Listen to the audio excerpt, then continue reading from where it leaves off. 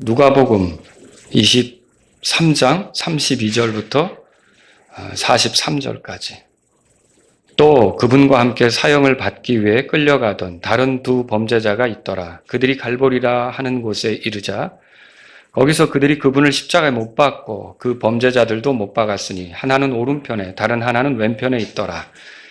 그때 예수님께서 이르시되 아버지여 저들을 용서하여 주옵소서. 이는 저들이 자기들이 하는 일을 알지 못하기 때문이니이다 하시더라. 그리고 그들이 그분의 옷을 나누어 제비를 뽑더라. 이에 백성이 서서 지켜보더라. 또 치리자들도 백성과 함께 그분을 비웃으며 이르되 그가 다른 사람들을 구원하였으니 만일 그가 하나님이 택하신 그리스도라면 자신을 구원하리라 하더라. 이에 군사들도 그분을 조롱하여 그분께 와서 식초를 주며 이르되 만일 내가 유대인들의 왕이면 너 자신을 구원하라 하더라. 또 그분 위에는 그리스어와 라틴어와 히브리어로 이 사람은 유대인들의 왕이라 라고 위에 쓰인 글도 있더라.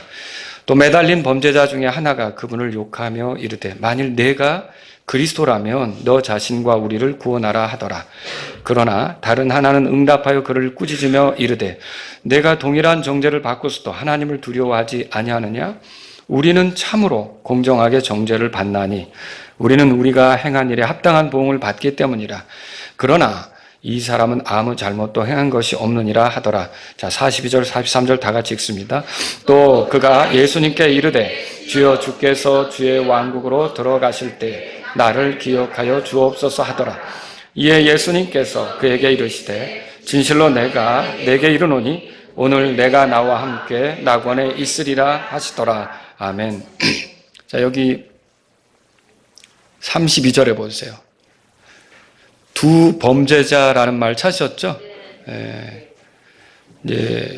근데 그 중에 하나가 결국은 구원받았어요. 그래서 오늘 구원받은 범죄자라는 제목으로 여러분에게 말씀을 드리겠습니다. 자, 예수님께서 십자가에 못 박히시던 날 예수님만 혼자 십자가에 못 박히신 게 아니라 두 범죄자도 같이 십자가에 못 박히게 됐습니다. 32절, 33절 같이 읽어보겠습니다.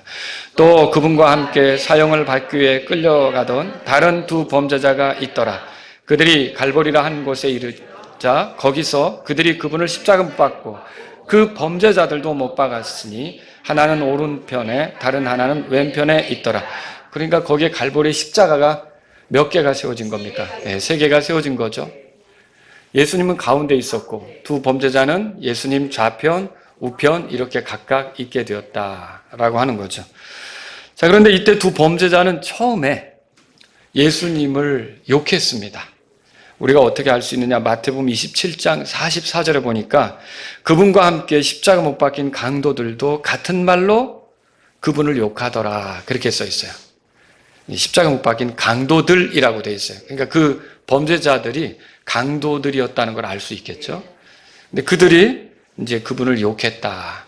그렇게 알 수가 있어요. 또 마가복음 15장 32절에서 그분과 함께 십자가 못 박힌 그들도 그분을 욕하더라. 그렇게 돼 있어요.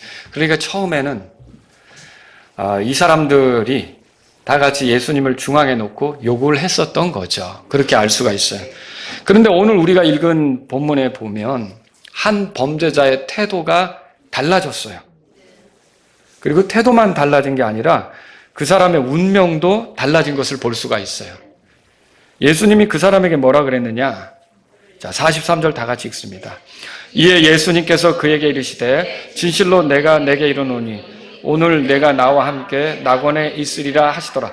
자, 그 사람이 그날 죽어요. 죽는데 죽음으로 끝나는 게 아니라 그 죽으면 몸은 남겨두겠지만 그의 혼은 어디로 간단 말이에요? 낙원으로 간다는 말이죠. 그러면 낙원은 어떤 곳이에요? 성도들이 죽어서 모이는 곳이에요. 그러니까 구원받은 사람들이 죽으면 가는 곳이에요. 여러분도 구원받았다면 죽은 뒤에 지옥으로 가는 게 아니라 낙원으로 가게 돼 있어요. 그러면 이 사람이 낙원으로 간다면 이 사람은 구원받은 겁니까? 구원받지 못한 겁니까? 구원받은 거죠. 범죄자가 마지막 순간에 죽는 날 구원받았다는 거죠. 자, 근데 이 사람이 들었던 말 중에 정말 아주 복된 말이 뭐냐면 이거예요. 43절에 보니까 오늘 내가 나와 함께 있을 거다. 낙원도 좋지만 예수님이 뭐라 그랬냐면 예수님이 가는 곳에 예수님이 죽잖아요.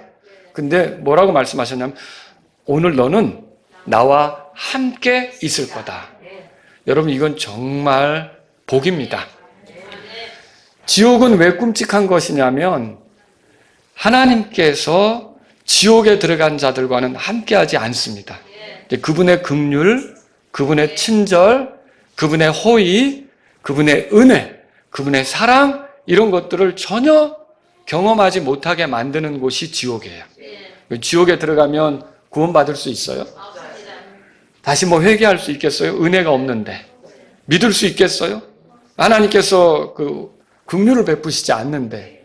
그런데 이 범죄자에게는 주님이 뭐라고 말씀하셨냐면 네가 오늘 나와 함께 있을 거다. 그 말은 이 긍휼이 많으신 주님, 사랑이 많으신 주님, 은혜로우신 주님과 같이 있게 될 거라는 거죠. 그러니까 얼마나 복된 일입니까? 자, 그럼 이 사람은 구원받은 게 틀림없는 거죠. 그러면 이 사람이 어떻게 해서 이런 결과에 이르게 되었겠냐는 거예요. 자, 이걸 오늘 제가 이 설교의 내용으로 삼아서 여러분에게 말씀드리고자 하는 거예요. 그래서 이 설교를 여러분이 듣게 되면 한 사람의 죄인이 어떻게 해서 구원받는지 알게 될 거예요. 구원받지 못한 분이 있다면 오늘 말씀을 주의 깊게 들으실 수 있기를 바라는 거예요. 그리고 여러분이 누군가에게 복음을 전하려고 할 때 여러분의 가까운 가족, 이웃, 친구, 선배 이런 사람들에게 복음을 전할 때에도 이런 예들을 써서 얘기해 주실 수가 있다는 거죠. 그러니까 여러분이 잘 들으시면 좋겠다는 겁니다. 자, 그러면 어떻게 이 강도가 마침내 마지막 순간에 죽기 일보 직전 이 순간에 구원받아서 주님과 영혼을 보낼 수 있는 사람이 된 것이냐? 이 사람에게는 세 가지 놀라운 일이 일어났어요. 첫 번째, 이제 그걸 설명드립니다. 첫 번째, 하나님을 정확하게 보게 되었어요. 자, 여기 40절을 보려고 합니다. 40절. 자, 처음에는 둘 다 예수님을 욕했다고 했죠. 그런데 변화가 생겼어요. 자, 거기 40절 우리 같이 보겠습니다. 그러나 다른 하나는 응답하여 그를 꾸짖으며 이르되 내가 동일한 정죄를 받고서도 하나님을 두려워하지 아니하느냐. 자, 여기 하나님이란 말에 표를 해놓으세요. 자, 너는 하나님을 두려워하지 않느냐? 이 말은 나는 하나님을 두려워하게 되었다라는 소리예요. 처음에는 하나님을 두려워하지 않았을 수 있습니다. 근데 지금 이 말을 할 때는 나는 지금 하나님이 두려워졌다. 하나님을 존중하게 됐다. 하나님을 가볍게 생각하지 않게 됐다. 그렇게 말하는 거죠. 자, 여기 하나님을 두려워하는 거, 이게 하나님을 인정하고 존중하는 것을 얘기하는 거예요. 이걸 다른 말로 경외한다 그렇게 말할 수 있어요. 경외한다 들어보셨죠? 이 경외라는 단어를 사전에서 찾으면 두려워한다 그렇게 말해요. 이게 두려워하긴 하는데 그냥 겁먹고 무서워하기만 하는 게 아니라 그런 것도 있을 수는 있겠지만 높이는 거예요. 존중하는 거예요. 이게 그러면서 가볍게 여기지 않으려고 하는 거를 두려워한다 이렇게 말할 수 있단 말이죠. 여러분 욥이 이렇게 말했죠. 욥기 28장 28절에 보라 주를 경외하는 것이 곧 지혜요 그랬어요. 사람이 지혜로워지는 거는 하나님을 경외하는 거예요. 그분을 무시하지 않는 거죠. 그분을 존중하고 그분을 인정하고 그분을 높이기 시작하는 게 지혜란 말이에요. 그리고요 시편 기록자는 이렇게 말했어요. 시편 111편 10절에 주를 경외하는 것이 지혜의 시작이라. 자, 여기서도 경외하는 건 뭐냐면 두려워하는 거, 높이는 거, 존중하는 걸 말해요. 그러니까 사람의 인생이 바뀌게 되는 것은 계기가 뭐냐면 하나님을 가볍게 생각하지 않는 거예요. 하나님을 무시하고 하나님을 외면하고 자기 멋대로 살던 사람이 하나님을 가볍게 생각하면 안 된다. 하나님을 존중해야 된다. 하나님을 높여야 된다. 하나님을 두려워해야 된다. 이런 것들이 그 속에서 일어나기 시작할 때 그 사람의 인생의 변화가 오는 거죠. 또 솔로몬은 잠언에서 이렇게 말했어요. 잠언 9장 10절에 주를 경외하는 것이 지혜의 시작이요. 여기서도 경외한다는 말은 두려워한다, 높인다, 존중한다, 인정한다, 가볍게 여기지 않는다. 그런 걸 얘기하는 거죠. 자, 우리가 살펴본 이 범죄자, 구원받은 범죄자는 이전까지는 자기 멋대로였을 거예요. 강도짓을 한 거고요. 그리고 십자가에 달려서도 예수님에게 빈정대며 욕을 할 수 있었던 거죠. 근데 뭐가 계기가 돼서 갑자기 이렇게 하면 안 되겠다. 하나님 앞에서 내가 이렇게 살면 안 되지. 두려운 마음이 들게 된 거예요. 그래서 구원받는 사람의 특징 중에 하나가 뭐냐면요. 하나님을 가볍게 생각하지 않게 돼요. 그리고 이렇게 사는 거는 하나님의 심기를 불편하게 해서 그분을 욕되게 하고 그분을 무시하는 꼴이 되고 그분이 나를 가만두지 않게 되는 위치에 있게 될 거다. 그분을 존중하게 되는 거죠. 구원받는 사람의 특징을 보면 이런 일이 있다는 거예요. 하나님에 대해서. 자, 그러면 이 사람이 이렇게 하나님을 두려워하게 된 계기가 뭡니까? 수많은 군중들이 예수님을 욕했습니다. 그도 그분을 욕했죠. 그런데 갑자기 더 이상 그분을 욕할 수가 없게 되었어요. 왜 갑자기 이런 변화가 생겼을까요? 이 사람은 십자가에 못 박혀서 예수님하고 같이 있었는데 예수님 옆에서 예수님이 기도하는 소리를 듣게 되었어요. 예수님이 뭐라고 기도했습니까? 34절에 가보세요. 34절 읽겠습니다. 같이 읽습니다. 그때 예수님께서 이르시되 아버지여 저들을 용서하여 주옵소서. 이는 저들이 자기들이 하는 일을 알지 못하기 때문이니이다 하시더라. 그리고 그들이 그분의 옷을 나누어 제비를 뽑더라. 자, 여기서 중요한 거는 예수님의 기도가 자기를 욕하고 비난하고 조롱하는 사람들에 대해서 예수님이 하시는 말이 뭐냐면 저놈들 좀 혼내주세요. 그게 아니었어요. 정말 화가 납니다. 어떻게 저럴 수가 있습니까? 저런 괘씸한 놈들을 좀 하나님께서 벌하여 주세요. 이것이 아니었습니다. 저런 놈들을 정말 하나님께서 본때를 좀 보여주세요. 이런 것이 아니었어요. 하나님 앞에서 예수님이 했던 기도는 뭐냐면 그들을 용서해 주세요 라는 기도였어요. 자, 예수님이 이렇게 자기를 조롱하는 자들에게 화내지 않았어요. 그들에 대해서 이렇게 분을 토하지 않았어요. 저주를 쏟아붓지 않았어요. 원통함을 내놓으면서 좀 내 형편에 대해서 좀 하나님 헤아려 주셔서 저들을 좀 처벌해 주세요. 이렇게 하지 않았어요. 오히려 자신을 비난하고 욕하는 사람들을 어떻게 해달라고요? 용서해달라고 이렇게 기도했던 거죠. 그 범죄자는 처음에 예수님을 욕했지만 그 기도 소리를 들을 때 여러분 그렇잖아요. 나는 비난하고 조롱했는데 그 사람이 나에게 어떤 해가 오도록 하나님께 요청하는 게 아니라 저들은 몰라서 저러니까 용서해 주세요 라고 기도할 때 여기 마음이 어떻게 된 거예요? 야, 이건 내가 무서운 짓을 하고 있구나. 저분은 나를 위해 기도하고 있는데 내가 저분을 욕하다니. 하나님이 계시다면 나는 정말 큰 벌을 받을 일을 하고 있구나. 내가 이렇게 계속해서는 안 되겠다. 하나님 앞에서 이런 일은 있을 수 없다. 거기서 누구를 생각하기 시작한 거예요? 하나님을 생각하기 시작한 거죠. 그래서 그 옆에서 이 사람은 그걸 깨닫게 됐는데 그걸 깨닫지 못한 또 다른 범죄자는 계속 비난하는 거거든요. 그때 뭐라고 하는 거예요? 자, 여기 성경에 보세요. 40절에 보니까 그러나 다른 하나는 응답하여 그를 꾸짖으며 이르되 뭐라고 돼 있어요? 내가 동일한 정죄를 받고서도 하나님을 두려워하지 않느냐. 누구 생각하라는 거예요? 하나님을 생각하라. 우리 행동 자체가 하나님의 심기를 불편하게 하는 것이고 하나님이 보실 때 이거는 악한 거다. 저 사람은 우리에게 해를 끼치는 게 아니라 하나님께 우리를 위해 기도하는데 우리가 저 사람을 욕하는 건 이거는 정말 하나님이 계시다면 우리가 하나님께 벌 받을 만한 일이다 라고 하면서 하나님을 생각하기 시작했던 거예요. 사람이 정신을 차리고 이렇게 될 때 집을 나간 탕자도 어떻게 됐냐면요. 돼지들이 먹는 것을 먹으며 배를 채우려고 하다가 아버지를 생각했어요. 우리 아버지 집에는 품꾼이 얼마나 많은가. 거기서는 굶어 죽지 않는데 누구를 생각한 거예요? 아버지를 생각했죠. 아버지께로 가야겠다. 여러분 사람이 정신을 차리는 건요. 하나님 없는 세상에서 자기가 주인인 것처럼 살다가 나를 보시는 분이 계시지. 그분이 나를 심판하실 수 있어. 내가 행하는 이 악에 대해서 그분이 못 본 척하지 않으실 거야. 그분은 공의로우셔서 다루실 수 있어. 이렇게 느끼기 시작하면 거기서 소망이 보이는 거예요. 이 사람이 이렇게 하나님에 대해서 생각할 수 있었던 것은 하나님을 정확히 볼 수 있었던 것은 이 사람에게 기회가 온 거죠. 여러분 그래서 잠언 14장 27절에 이런 말이 있습니다. 주를 경외하는 것은 한 생명샘이니 사망의 올무들에서 벗어나게 하느니라. 자, 주를 경외한다. 주를 두려워한다. 이것은요, 생명샘에 참여하는 것과 같은 거예요. 그러니까 사망에서 벗어나는 것과 같은 거죠.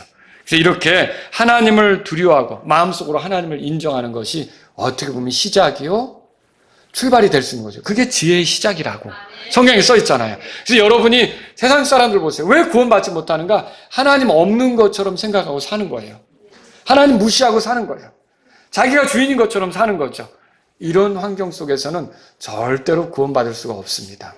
성경을 읽든지 구원받은 친구를 만나 얘기를 듣든지 교회로 인도되어서 설교를 듣든지 전도지를 받아 읽든지 뭘 알아야 되겠어요? 하나님이 계시구나. 내가 이 하나님 앞에서 함부로 말하고 행동하고 살아가면 안 되는구나. 이런 것들을 인정하게 될 때 그 사람이 지혜롭게 되는 시작이 되는 거죠. 그래서 이 사람은 하나님을 정확히, 그 십자가에서 하나님을 정확히 보게 된 거예요. 그 전까지는 자기 멋대로 살았겠죠. 근데 하나님을 보게 된 거예요. 두 번째로요, 이 사람은 예수님을 정확하게 보게 되었습니다. 여러분 39절에서 40절 다시 한번 읽어보죠. 39절 읽습니다. 또 매달린 범죄자 중에 하나가 그분을 욕하며 이르되 만일 내가 그리스도라면 너 자신과 우리를 구원하라 하더라. 그러나 다른 하나는 응답하여 그를 꾸짖으며 이르되 내가 동일한 정죄를 받고서도 하나님을 두려워하지 아니하느냐. 자, 여기 범죄자 중에 하나가 예수님에게 말했어요. 만일 내가 그리스도라면 너 자신과 우리를 구원하라. 자, 그러면 여기서 만일이라는 말은 가정을 한 거잖아요. 그리스도일 수도 있고 아닐 수도 있지만 그리스도라면 우리 좀 구원해봐라. 우리 좀 건져봐라. 이런 거 아닙니까?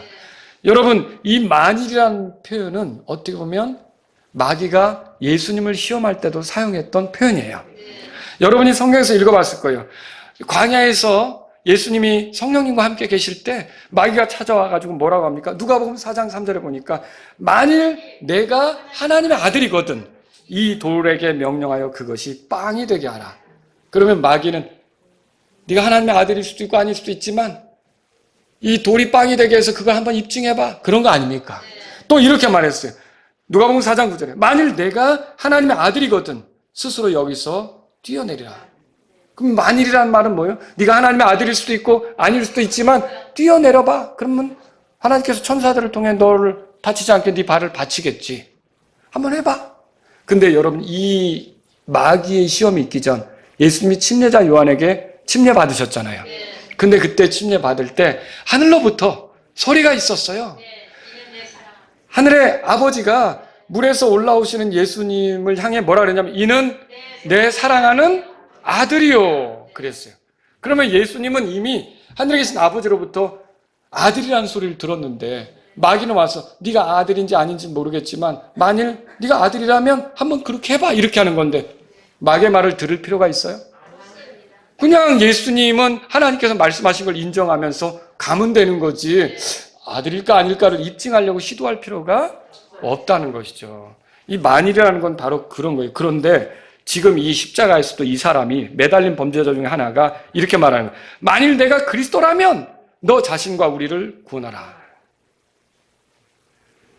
그러면 그리스도라면 우리를 구원할 거고 그리스도가 아니라면 이대로 갈 거고 그러면 여러분 이 범죄자가 하는 말을 듣고 볼 때 이 범죄자는 예수님을 그리스도로 믿는 겁니까? 믿지 않는 겁니까? 안 믿는 거죠. 안 믿으니까 이렇게 얘기하는 거죠. 만일 내가 그리스도라면 그런데 이걸 꾸짖었어요.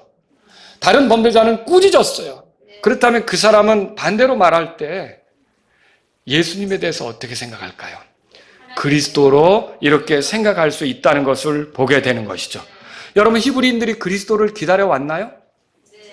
유대인들이 그리스도를 기다려왔나요? 기다려왔죠. 예를 들어 누가복음 2장에 보면 성전에서 기도하던 시몬이 있었어요. 이 사람은 성령님을 통해서 그리스도를 보기 전까지는 죽지 않는다는 예언을 받았어요. 근데 어떻게 했어요? 마침내 아기 예수가 성전에 등장했을 때 그 아이를 안고 내가 주의 구원을 봤다고 기뻐하지 않습니까? 그리스도를 만난 거죠. 여러분 사마리아 도시에 살던 수가라는 여자가 있었어요.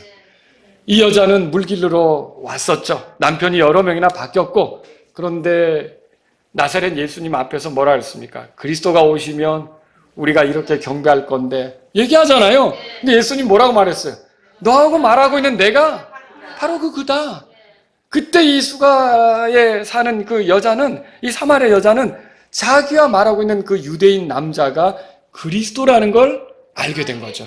그래서 마을로 들어가서 내가 그리스도를 만났다고 떠들잖아요. 여러분, 그리스도가 온다고 하는 그 기대는 히브리인들에게 있었던 거예요. 또 여러분, 시몬 베드로, 예수님의 제자, 예수님에게 뭐라고 고백했어요? 주는 그리스도시요 살아계신 하나님의 아들이십니다. 그럼 베드로는 예수님이 그리스도라는 걸 확신했습니까? 확신했죠.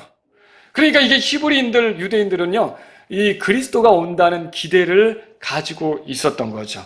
그런데 마침내 이 낙원에 이르게 된 범죄자, 구원받은 범죄자도 십자가상에서 이분이 그리스도다. 저 사람은 그리스도가 아니라고 비난했지만 너 그렇게 말하면 안 된다. 이분이 그리스도라는 걸 인정하기 시작했다는 거죠. 여러분, 이게 굉장히 중요한 거예요.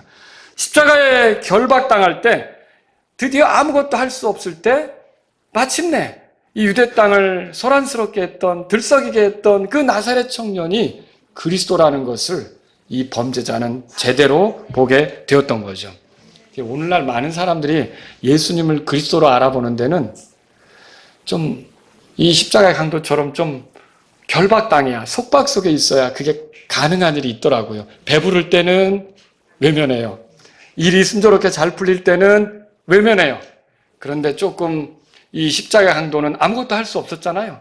그런 순간에 처해지는 것처럼 자기가 어떤 일을 마음대로 할 수 없게 될 때, 예를 들어 심한 병에 들었을 때라든지, 아니면 물질적으로 코너에 몰렸다든지, 아니면 사람들과 다 등지고 정말 외롭게 됐다든지, 그런 순간이 되면 비로소 예수님께서 어떤 분이셨는지를 이렇게 보게 되는 일이 생기게 되는 거죠.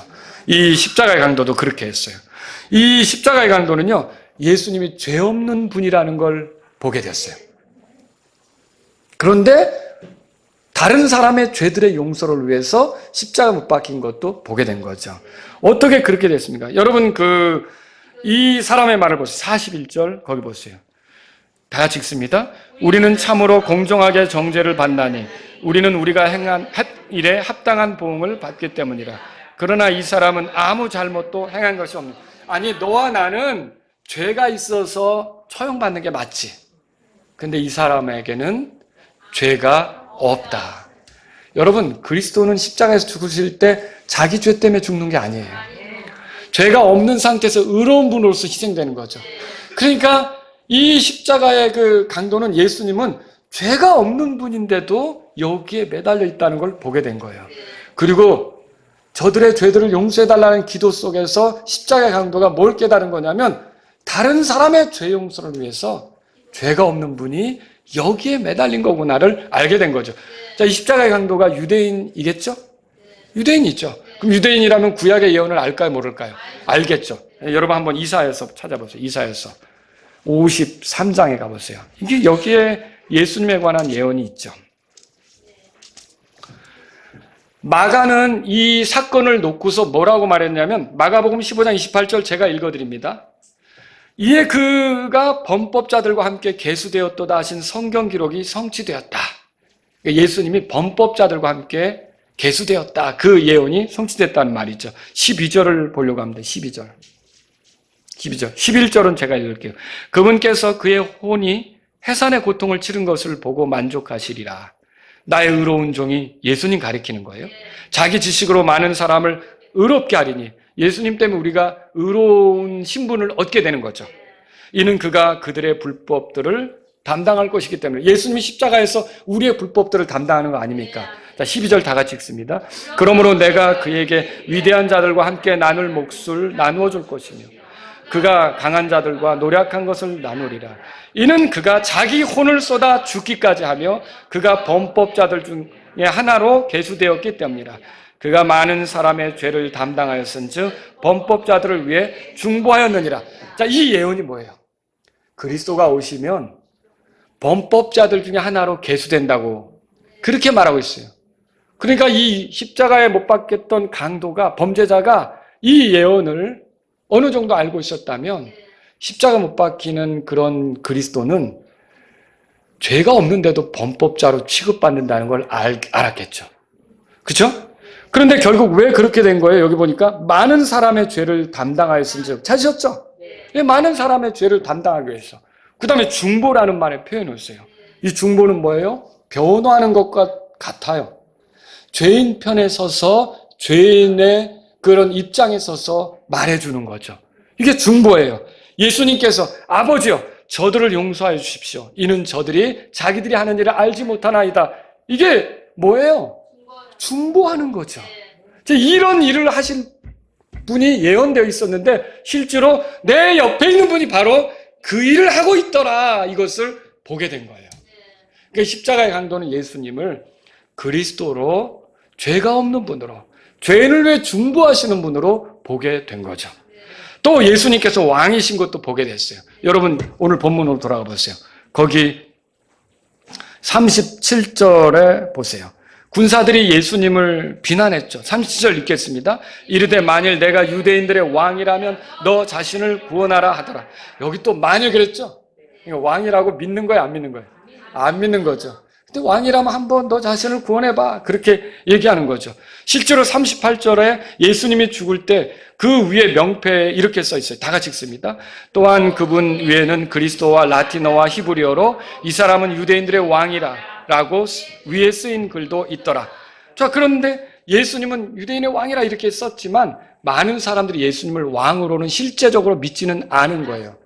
본디오 빌라도가 그 명패를 그렇게 쓰게 했지만 본디오 빌라도가 예수님을 왕이라고 믿었어요? 안 믿었죠. 그가 왕이라고 믿으면 반역자가 되죠. 왜냐하면 황제가 세우지도 않은 자를 왕이라고 하는 게 되니까. 그 빌라도도 안 믿은 거예요. 많은 사람이 안 믿은 거예요. 그런데 오늘 구원받은 범죄자는 믿었어요. 그걸 어떻게 알 수 있어요? 42절에 보세요. 42절 다 같이 읽겠습니다. 또 그가 예수님께 이르되 주여 주께서 주의 왕국으로 들어가실 때 나를 기억하여 주옵소서 그랬어요. 여러분 이게 예수님께 이 부탁, 이 요청을 하는데 주께서 주의 왕국으로 들어가실 때 그랬잖아요.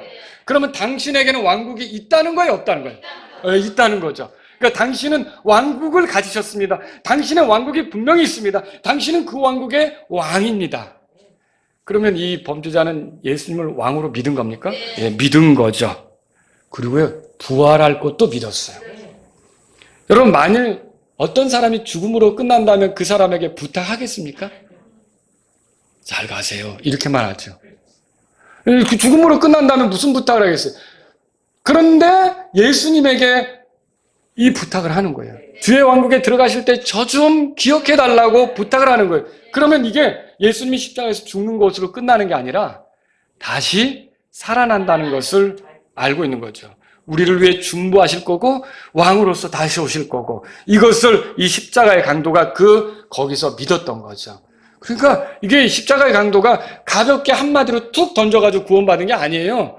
이 사람 예수님을 그리스도로 믿었고요. 내 죄에 대한 중보자로 믿었고요. 또 죄가 없는 분으로서 희생되는 것도 믿었고요. 그리고 장차 왕이 되실 분이라는 것도 믿었고요. 그분의 왕국에 온다는 것도 믿었고요. 그리고 내 소망은 그분께 있다라는 것도 믿은 거예요. 이분이 부활할 것도 믿은 거죠. 그래서 예수님을 향해 뭐라고 고백합니까? 여기 보시면 42절에 그가 예수님께 이르되 뭐라고 돼 있어요? 주여 이렇게 고백했어요.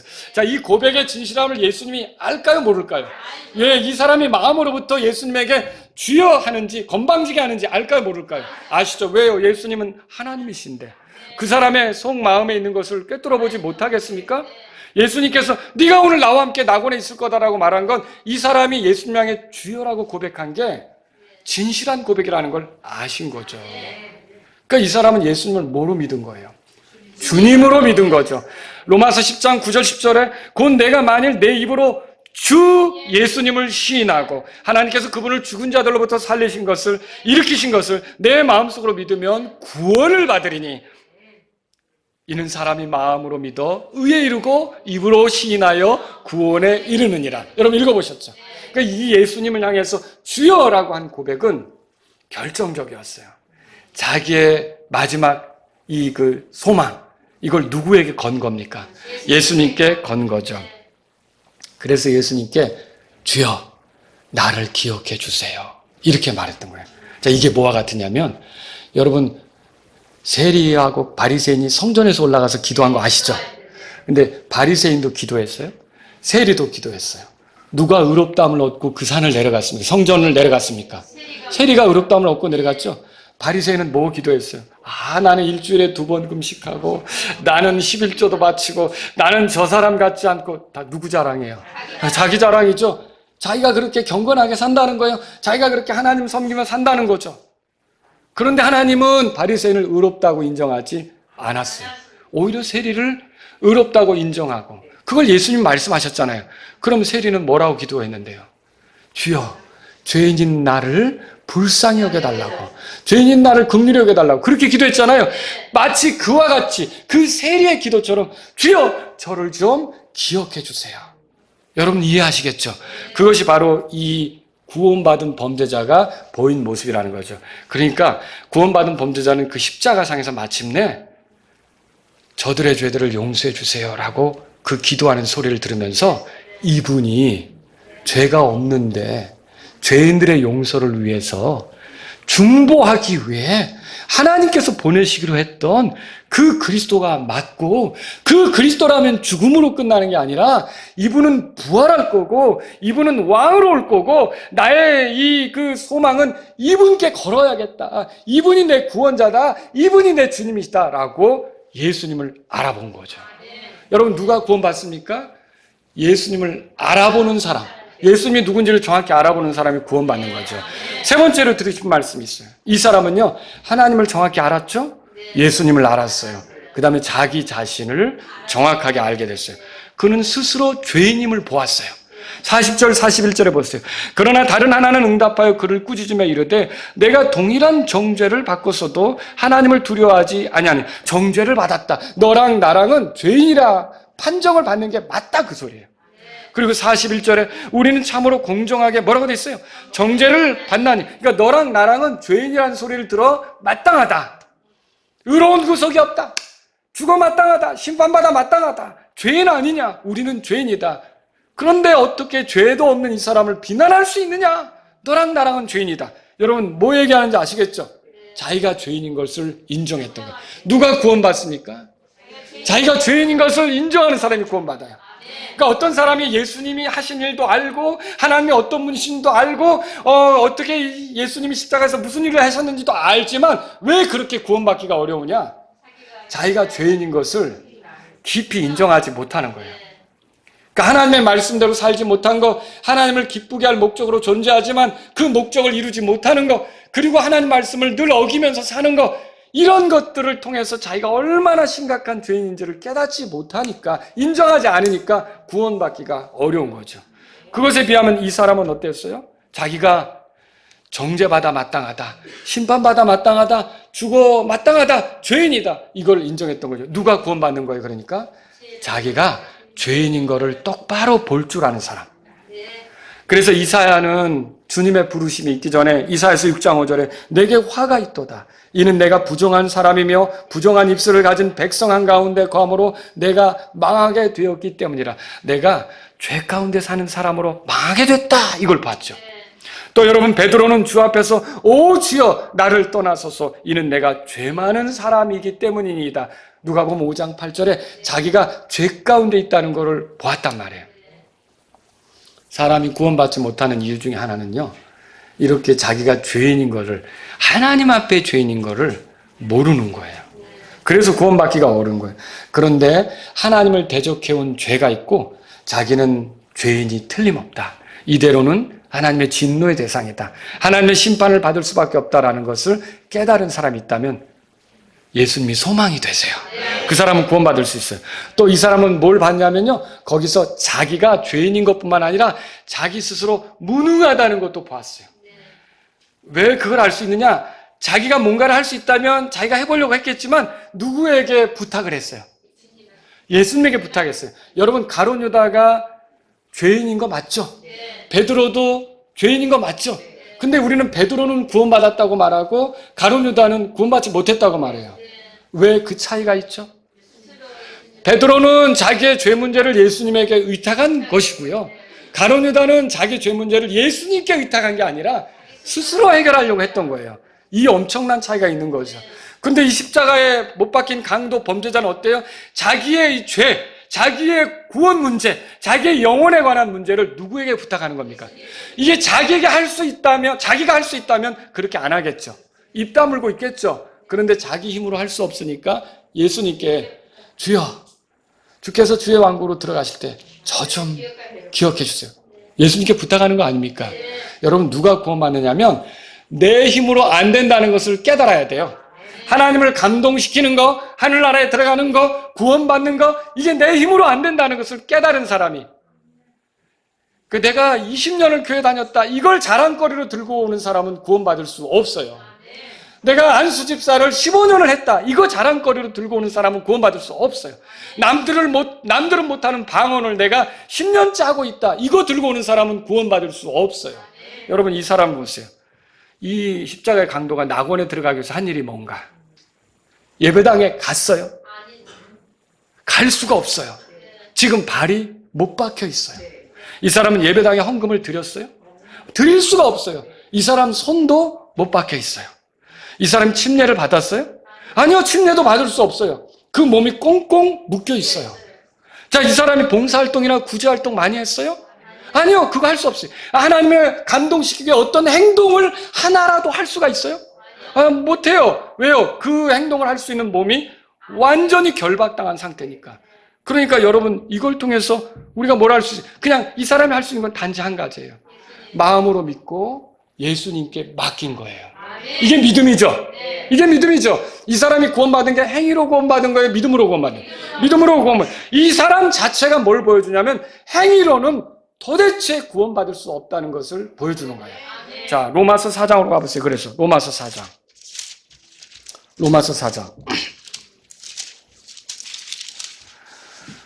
로마서 4장에 보세요.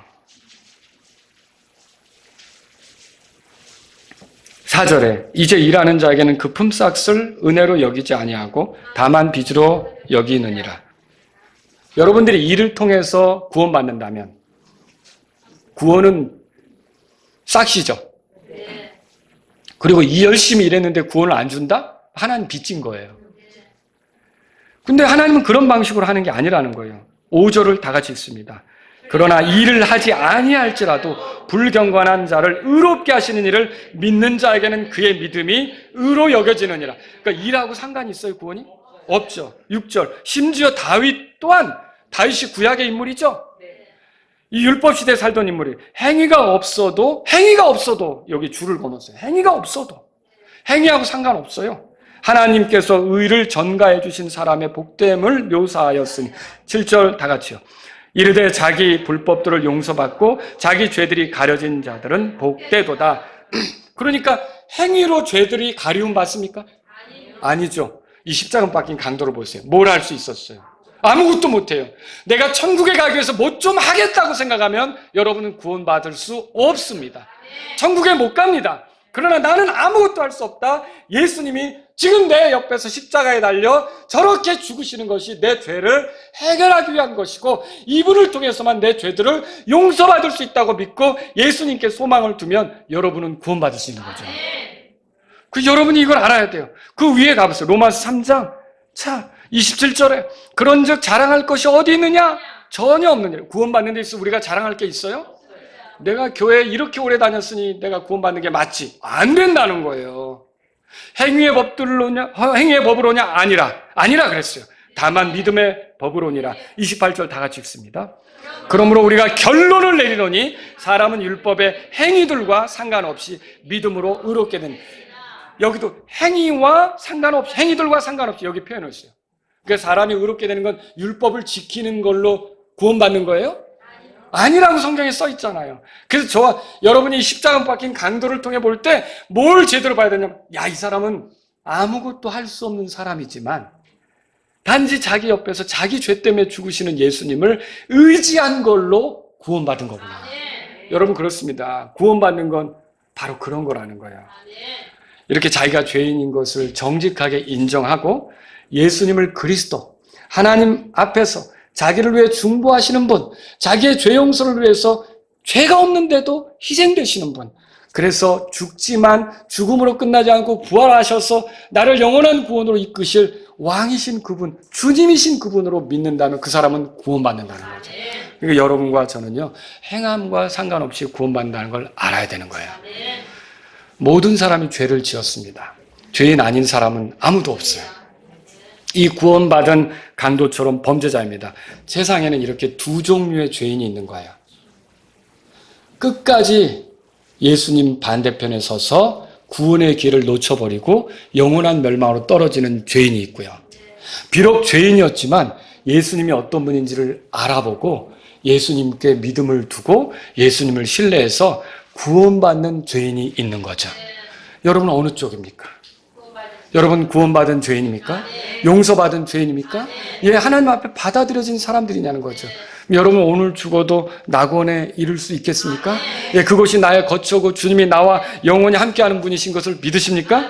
예, 이 구원받은 범죄자처럼요, 하나님을 두려워하고 자기 죄를 인정하고 자기 안에 스스로를 구원할 능력이 없다고 보고 예수 그리스도가 그래서 나의 죄 때문에 죽는다고 믿고 이 예수님이 죽으시고 묻히시고 부활하심을 통해서 살아계셔서 나의 죄로 인해 중보하시고 변호하시면서 나를 끝까지 구원으로 인도하실 수 있는 구원자라고 믿으면, 이 예수님을 주님으로 믿으면 여러분은 구원받는 것으로 기억하시기 바랍니다.